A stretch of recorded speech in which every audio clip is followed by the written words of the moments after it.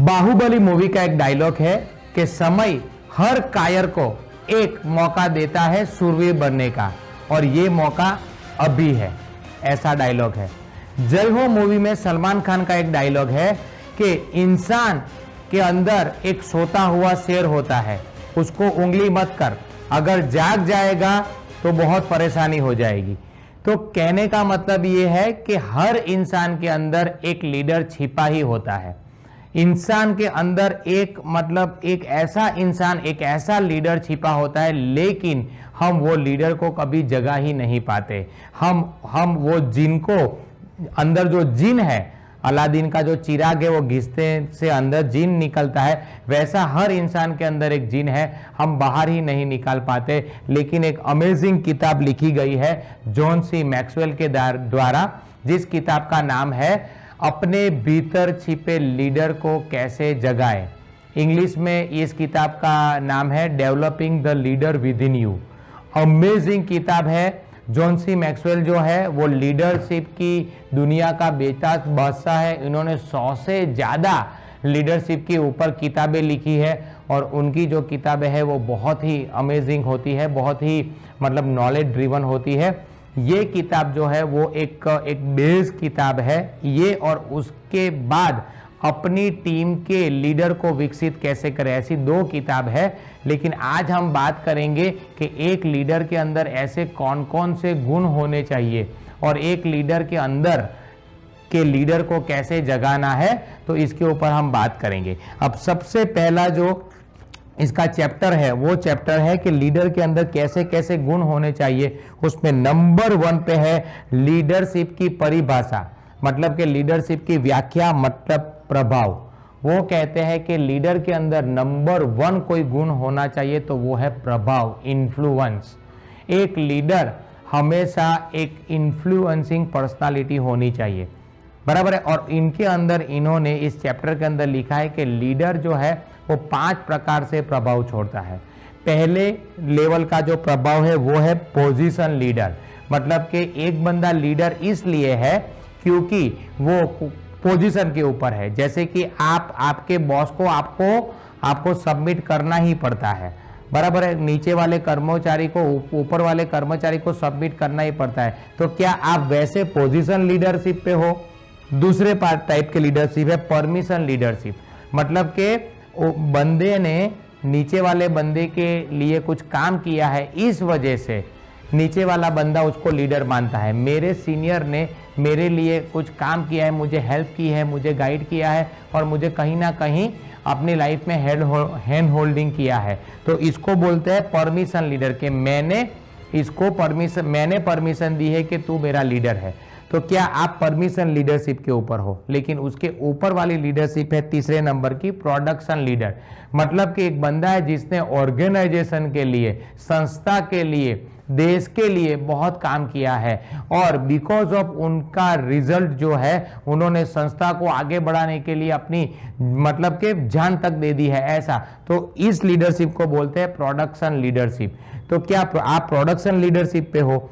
उसके ऊपर वाली लीडरशिप आता है पीपल डेवलपमेंट लीडरशिप, मतलब कि उस बंदे ने लोगों के लिए बहुत काम किया है, लोगों को एक एक बंदे को चुन चुन के बनाया है, किंग मेकर है वो। तो क्या आप वो लीडरशिप के ऊपर हो? और सबसे टॉप लेवल पे लीडरशिप आती है जिसको बोलते हैं करिश्मेटिक लीडरशिप, मतलब कि बंदा इतना करिश्मेटिक पर्सनालिटी है कि वो जहां पे भी खड़ा होता है वहां से पूरा का पूरा ऑर्गेनाइजेशन, पूरा का पूरा देश, पूरा का पूरा राज्य वहां पे के डेवलप हो जाता है। जैसे कि आप एपीजे अब्दुल कलाम को देखो, आप गांधी जी को देखो, आप मार्टिन ल्यूथर किंग को देखो, आप मदर टेरेसा को देखो, आप ऐसे बड़े बड़े जो लोग हैं जिसने पूरा का पूरा ट्रेंड सेट कर दिया है, बराबर है। तो वैसा लीडरशिप को स्वामी विवेकानंद आप ले सकते हो। तो उन लोगों की लीडरशिप को बोलते हैं करिश्मेटिक लीडरशिप। तो आप के अंदर वाला लीडर को जगाना है आपको, और ये 5 में से आप कौन सी पोजीशन पे अपने आप को देख रहे हो, आपका प्रभाव क्या होना चाहिए। आप भले टॉप लेवल पे ना पहुंचो पर एटलीस्ट 4 और 3 में तो आपको रहना ही है। आपका प्रभाव इतना जबरदस्त होना चाहिए कि डेवलपमेंट होगा ही। तो ये पहले नंबर के चैप्टर के ऊपर है। दूसरे नंबर के चैप्टर के ऊपर है लीडरशिप की कुंजी, मतलब प्राथमिकताएं। लीडर जो है ना वो उसकी प्रायोरिटी सेट होती है, उनको पता ही है कि मेरी प्रायोरिटी क्या है। सबसे पहले लीडरशिप की प्रायोरिटी होती है उनकी संस्था, उनकी टीम। उसके बाद प्रायोरिटी में वो बंदा अपनी फैमिली लेता है, उसके बाद प्रायोरिटी में बंदा अपनी खुद की प्रायोरिटी लेता है। तो कहने का मतलब ये है कि आपको अगर लीडर अपने अंदर के लीडर को जगाना है तो प्राथमिकताएं सेट करनी पड़ेगी। स्टीफन कोवी यहाँ पे एक बहुत अच्छी बात अपनी 7 habits of highly effective people में कहते हैं कि आपके पास 2 प्रकार की प्राथमिकताएं हैं, एक अर्जेंट और एक इम्पोर्टेंट, मतलब अर्जेंट और इम्पोर्टेंट। वो बोलते हैं कि अर्जेंट भी नहीं है, इम्पोर्टेंट भी नहीं है, वो काम को मत करो। अर्जेंट है, इम्पोर्टेंट है तो तुरंत कर दो। अर्जेंट है, इंपॉर्टेंट नहीं है तो उसको डेलीगेट कर दो, और अर्जेंट नहीं है लेकिन इंपॉर्टेंट है उसको शेड्यूल कर दो। मतलब कि अर्जेंट भी नहीं, इंपॉर्टेंट भी नहीं, करने का ही नहीं, और अर्जेंट है और इंपॉर्टेंट है उसको ही करने का।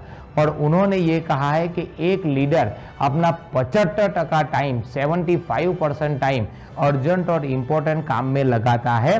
तो आप एक लीडर अपनी प्राथमिकताएं आपको ऐसी सेट करनी है कि आपको अर्जेंट इंपॉर्टेंट काम करने हैं और हमेशा प्राथमिकताएं वाले काम ही करने हैं। वो 2nd नंबर का चैप्टर है। 3rd है लीडरशिप का सबसे महत्वपूर्ण तत्व, वो है अखंडितता या ईमानदारी।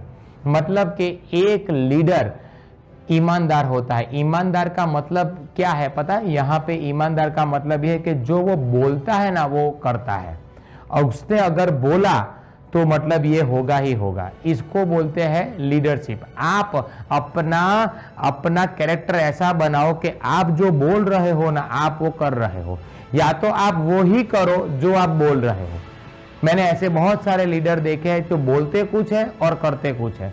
अब वहां पे उसको नहीं पता, लेकिन बैक ऑफ उनकी मतलब पीठ के पीछे ये बातें हो रही है कि ये तो फालतू में बकवास करता रहता है। तो आप ऐसी लीडरशिप पे गलती से मत पहुंच जाना। गांधी जी के ऊपर मैंने एक लेख पढ़ा था जिसके अंदर गांधी जी की एक क्वालिटी ये बताई थी कि गांधी जी जो है ना वो एक ऐसे, मतलब कि गांधी जी जब साउथ अफ्रीका में थे तब वो है ना एडवोकेट थे। तो वो जब केस लड़ने जाते थे ना तो क्या होता था कि जज जो है ना वो 90% क्लियर ही होता था कि गांधी जी का केस है ना, मतलब ये बंदा सच ही बंदा होगा। मतलब गांधी जी खुद ही केस लेने के पहले इतना मतलब के R&D करते थे कि वो पहले ही जज बन जाते थे कि बंदा अगर गलत है ना तो उसका केस गांधी जी लेते ही नहीं थे। आया समझ में? इसको इंटीग्रिटी बोलते हैं कि मतलब वफादारी और सच्चाई, इन दोनों का संगम को इंटीग्रिटी बोलते हैं। गांधी जी सच्चाई और वफादारी के साथ थे। कहने का मतलब ये थे कि जज के पास जब ये जज को पता चलता था कि ये केस गांधी जी का है तो उसको पता ही है कि ये गांधी को जीताना ही अपने को, क्योंकि ये बंदा जो है ना वो इसी तरीके से डेवलप हुआ है। तो इसको बोलते हैं अखंडितता और ईमानदारी। कहने का मतलब ये कि एक लीडर ऐसा होता है कि जो वो बोलता है वो करता है। तो ये 3रे नंबर की है क्वालिटी। 4थे नंबर पे लीडरशिप तक पहुंचने का सबसे तेज रास्ता है समस्या को सुलझाना। एक लीडर है ना वो प्रॉब्लम सॉल्वर होता है। उसका माइंडसेट जो है ना वो ग्रोथ माइंडसेट होता है, फिक्स्ड माइंडसेट नहीं होता। फिक्स्ड माइंडसेट वाला बंदा क्या है पता है कि वो अपना ही ठोकते रहता है। उनको ये है कि मुझे सब पता ही है, बाकी ऑर्गेनाइजेशन में किसी को कुछ नहीं पता। मैंने मेरी लाइफ में बहुत अचीवमेंट किया है और मेरे पास तो सारी बुद्धि है ही, जो मैं कहूंगा वही फाइनल है। तो उसको फिक्स्ड माइंडसेट वाला बोलते हैं। जबकि ग्रोथ माइंडसेट वाला बंदा क्या है कि कोई भी प्रॉब्लम आया वो तुरंत ही बंदे के साथ बैठ के उसको नेगोशिएशन करके कि इसको क्या करना चाहिए, तेरे हिसाब से क्या करना चाहिए, अच्छा ये सॉल्यूशन तेरे हिसाब से ये सॉल्यूशन है, मेरे हिसाब से ये सॉल्यूशन है, चलो इसमें से सॉल्यूशन क्या निकालते, ऐसा मतलब कि लीडर जो है वो उसका क्रिटिसाइज, कंडेम और कंप्लेन में नहीं जाता, वो जाता है सॉल्यूशन के ऊपर। वो लीडर मतलब प्रॉब्लम सॉल्वर, प्रॉब्लम आया तुरंत ही प्रॉब्लम छूमंतर हो गया। ये लीडरशिप की एक क्वालिटी है। तो आपके अंदर के लीडर को विकसित करना है तो आपको ये क्वालिटी विकसित करनी पड़ेगी कि कोई भी प्रॉब्लम आया मतलब प्रॉब्लम गायब, ऐसा। 5वें नंबर पे लीडरशिप से जुड़ी सबसे महत्वपूर्ण बात यह है कि नजरिया, एटीट्यूड, अभिगम, माइंडसेट। बराबर, एक लीडर ये होता है कि जिसका माइंडसेट हमेशा ऑप्टिमिस्टिक होता है, जिसका माइंडसेट हमेशा पॉजिटिव होता है, जो बंदा हमेशा कोई भी प्रॉब्लम को प्रॉब्लम की तरह नहीं लेकिन चैलेंज की तरह लेता है। नरेंद्र मोदी ने जब अपनी शपथ ली थी ना अपनी एज अ पीएम, तो उन्होंने एक शपथ साथ में और भी ली थी कि मेरी टेबल के ऊपर फाइल कोई भी आएगी वो 72 घंटे के अंदर वहां से निकल जाएगी। मतलब कि मैं मेरा माइंडसेट ऐसा रखूंगा कि कुछ भी हो जाए मैं मतलब कि इतना एग्रेसिवली काम करूंगा। प्रॉब्लम नजरिया, बराबर है। नरेंद्र मोदी को दूसरा एग्जांपल उनका ही लेता हूं, जब उनको अमेरिका ने वीजा नहीं दिया था तब उस बंदे ने बैठ के रोया नहीं। वो बंदा जाने वाला था वहां पे अमेरिका के सारे बिजनेसमैन को गुजरात में आकर्षित करने के लिए कि आओ मेरे गुजरात में धंधा करो। अब उसको जाने ही नहीं दिया तो उन्होंने वाइब्रेंट गुजरात चालू करके पूरी दुनिया को गुजरात में बुलाया, अहमदाबाद में। और वाइब्रेंट गुजरात वो करते गया उनके ये प्रयास की वजह से उनको टाटा नैनो का प्रोजेक्ट मिल गया जो बहुत बड़ा प्रोजेक्ट था। और वो प्रोजेक्ट मिला, उनके बाद धीरे धीरे हल्के हल्के हालात बदलते गए और बदलते बदलते एक समय ऐसा आया कि वो पीएम बना। उनके बाद उन्होंने पहले बारेक ओबामा को बुलाया, फिर बारेक ओबामा ने इनको बुलाया, उनके बाद ट्रंप ने उनको बुलाया। और एक समय ऐसा आया था कि जिन्होंने इनको वीजा नहीं दी थी वो देश ने उनको मान सम्मान के साथ बुलाया। इसको बोला जाता है नजरिया, इसको बोला जाता है करारा जवाब, इसको बोला जाता है कि ऐसी थप्पड़ मारी कि जिसकी गूंज आजीवन सुनाई देगी। बराबर, जवाब जो है ना उन्होंने मतलब चिल्लम चिल्ली करके नहीं दिया, तुरंत ही प्रेस कॉन्फ्रेंस बुला के ऐसा क्यों किया, ऐसा नहीं किया, उन्होंने काम से जवाब दिया। तो एक लीडर जो है ना उसका नजरिया बहुत ही पॉजिटिव होता है। उनके बाद आया है कि आपकी सबसे मूल्यवान संपत्ति है लोग। एक लीडर जो है ना वो हमेशा लोगों के लिए काम करता है, वो लोगों के डेवलपमेंट के लिए काम करता है। वो हमेशा अपने टारगेट जब बनाता है ना तो अपने टारगेट बनाता है, साथ में पैरेलली लोगों के टारगेट भी बनाता है कि मुझे मेरी लाइफ में इतना आगे बढ़ना है और मेरे साथ साथ लोग इतना आगे बढ़ेंगे। जबकि कोई लीडर तो ऐसा होता है कि जो पहले लीडर का मतलब लोगों का गोल चार्ट बनाते हैं, लोगों को कि मैं इसको इतना विकसित कर लूंगा, इसको ये कर लूंगा, इसके अंदर ये क्वालिटी, इसके अंदर ये क्वालिटी है, ये मेरा ये बंदा रहेगा, ये मेरा ये बंदा रहेगा, और ये सबको सफल कर दिया तो बंदा तो खुद सफल हो ही गया। तो ये लोगों के ऊपर बहुत काम करता है। उसके बाद लीडरशिप का अनिवार्य गुण है सपना। एक लीडर जो है ना वो मतलब कि उसके पास एक ही चीज होती है, वो है सपना। आज की तारीख में भी दुनिया की जो बेस्ट स्पीच है, वर्ल्ड बेस्ट स्पीच जिसको माना गया है, वो स्पीच है मार्टिन ल्यूथर किंग की। और वो स्पीच का जो टैगलाइन है वो है आई हैड अ ड्रीम। और मार्टिन ल्यूथर किंग एक बहुत ही जबरदस्त मतलब ब्लैक इंसान था, मतलब लेकिन उसकी पर्सन और उसकी आवाज इतनी जबरदस्त थी कि जब भी वो स्टेज पे चढ़ता था वो मतलब ब्लैक मूवमेंट चलाते थे, मतलब आज़ादी की लड़त चलाते थे वहां पे। वो भी ब्लैक थे और अमेरिका वाले उनको राजपाट नहीं दे रहे थे, तब ये मूवमेंट वो चलाते थे और इस तरीके से बोलते हैं कि I had a dream that one day my nation will rise, ऐसा करके वो बोलता था जबरदस्त तरीके से। तो एक लीडर जो होता है ना, उनके पास सपना होता है, वो हमेशा सपनों में जीता है और हमेशा सामने वाले को इतना प्रेरित करता है कि सामने वाला उनकी वाइब्रेशन में, उनकी ऑरा में आके वो भी अपने आप को सेफ महसूस करने लग जाता है। एक छोटा बच्चा होता है 10, 12, 15 दिन का, तो उनकी आंखें भी नहीं खुल रही होती। अगर वो बंदा रो रहा होता है बच्चा, उनको 10 हाथों में रख दो, लेकिन वो रोएगा ही। लेकिन जैसे उसकी माँ के या इसके पिताजी के हाथ में जाएगा ना, वो रोना बंद कर देगा। तो ऐसा तो क्या होता है, ऐसा ये होता है कि ये उनको भी वाइब्रेशन पता है, उनको भी पता है कि भाई ये मेरी मम्मी है, ये मेरे पापा है। तो एक लीडर जो है वो दूसरे की सत्संग में, दूसरे के संपर्क में आके अपने लीडरशिप को, मतलब कि अपने आप को सेफ महसूस करता है। I am in safe hand जैसा हो जाता है। तो एक लीडर के अंदर ये गुण होता है। ओके, आगे बढ़ते हैं। लीडरशिप की कीमत आत्म अनुशासन। एक लीडर होता है ना, वो बहुत ही मतलब के अनुशासित होता है। वो फालतू में बफाट नहीं करता है। वो मतलब कुछ भी मतलब कोई भी मगजमारी हुई तो तुरंत ही जवाब दे दिया, ये है, ऐसा नहीं।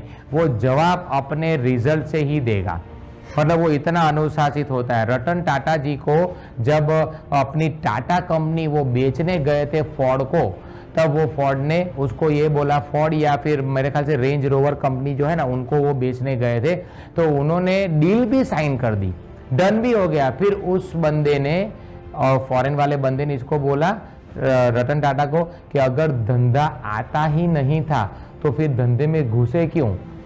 क्या सब जगह पे उंगली करनी जरूरी है? तुम जो काम कर रहे थे टाटा स्टील वही करते रहते, ऐसा उसने बोला। टाटा ने तुरंत ही बोला कि डील कैंसल, और वो इंडिया आके उन्होंने पूरी की पूरी मीटिंग बुलाई, और मीटिंग बुलाने के बाद उन्होंने कहा कि अब 90% जो है ना, हम टाटा मोटर्स के ऊपर काम करेंगे।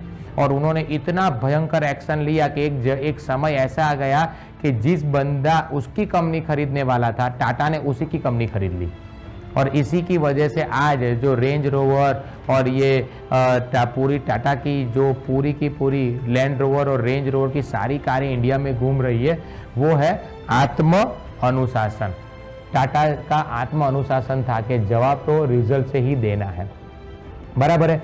हम जैसे कि हमने 10 मैच कंटिन्यूस जीते और फाइनल में हार गए, सब रो रहे थे, सब रो रहे थे। इवन यहाँ तक द्रविड़ ने भी बोल दिया था कि मुझे नहीं करनी है कोच, लेकिन तब रोहित ने ऐसा बोला था कि नहीं, हम जवाब देंगे, इसी साल दूसरा वर्ल्ड कप है, हम जीतेंगे। और उन्होंने जवाब दिया रिजल्ट से, और जिन जिन लोगों ने उनको हराया था, इन लोगों को जवाब भी मिला और लास्ट में कप भी उठाया। तो ये आत्म अनुशासन। एक बंदा अपने, वो पता है घायल मतलब घातक पिक्चर के अंदर जब अमरीश पुरी को कुत्ता बनाया जाता है वो कातिया के द्वारा, और उसको ऐसा घुटने पे डाल दिया जाता है और सनी देओल को ऐसे बांध दिया जाता है, तब है ना सनी देओल को बहुत गुस्सा आता है, लेकिन उसको बांध दिया जाता है और उसके पिताजी को कुत्ता बना दिया जाता है। वो पूरी रात सोता नहीं है और एकदम गुस्सा हो जाता है। तब है ना, तब अमरीश पुरी आता है, कंधे पे हाथ रखता है और बोलता है, अपने गुस्से को पालना सीख काशी। मतलब कि वो ऐसा बोलता है कि गुस्सा जो है ना, वो उसको तू अपनी ढाल बना, उसको पाल, और एक समय ऐसा आता है कि वो कातिया को खत्म कर देता है। तो ये आत्म अनुशासन एक लीडर के अंदर होता है। और लास्ट में है लीडरशिप का सबसे महत्वपूर्ण सबक स्टाफ का विकास। मतलब कि वो जो लीडर है वो अपने साथ जो अपने ऑरा में जो बंदा है उसका हमेशा विकास के लिए काम करता है। भाई भले वो प्यून क्यों नहीं हो, भले वो कचरे वाला क्यों नहीं हो, भले वो छोटे से छोटा इंसान क्यों नहीं हो, उनकी ऑरा में बंदा गया मतलब उसने पॉजिटिव सेल्फ टॉक किया और उसको आगे बढ़ाने के लिए मोटिवेट किया।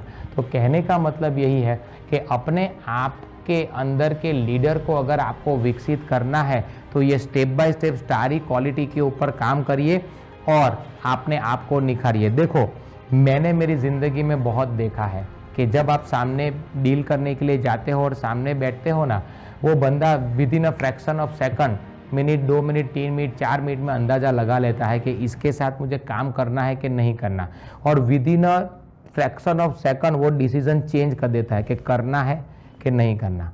बराबर है। तो कहने का मतलब यही है कि आपको अपनी पर्सनालिटी इतनी ज़बरदस्त बनानी है कि आपके ऑरा में जो भी बंदा आए वो बंदा बस आपको हाँ ही कहे कि yes I want to work with you. तो आपको आपकी लीडरशिप क्वालिटी इतनी जगानी है, अपने ऊपर की जो धूल है उसके ऊपर उसको हटाना है, अपना खुद का सेल्फ डेवलपमेंट करना है और वर्जन 2.0 मतलब कि अल्पेश है तो अल्पेश 2.0 करके बाहर निकलना है और अपने आप का विकास करना है। तो मैं चाहता हूं कि यार ये बुक पढ़िए और उसके अंदर लिखे गए लेसन्स के ऊपर काम करिए और एक लीडर बन के बाहर निकलिए और बाद में मुझे मिलके मेरे साथ डिस्कस करना कि सर ये किताब पढ़ी और मैंने मेरी ज़िंदगी में आगे बढ़ा। So thank you friends, thank you very much.